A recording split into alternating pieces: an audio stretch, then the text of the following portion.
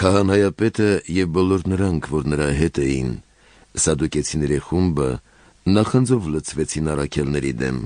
եւ ելան ձեռք դրեցին առաքյալների վրա ու նրանց հրապարակավ բանտ դրին։ Ապա Տիրոջ հրեշտակը գիշեր ժամանակ բացեց բանտի դռները եւ նրանց դուրս հանելով ասաց. «Գնացեք, կանգնեցեք տաճարի մեջ եւ ասացեք ժողովրդին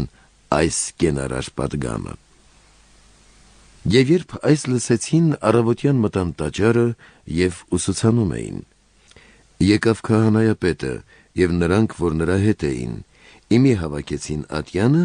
եւ իսրայելացիների ամբողջ ծերակույտը եւ մարդ ուղարկեցին բանտ առաքյալներին բերելու։ Երբ սպասավորները գնացին, նրանց բանտում չգտան, վերադարձան, պատմեցին ու ասացին. «Բանտը ամենայն զգուշությամբ փակված գտանք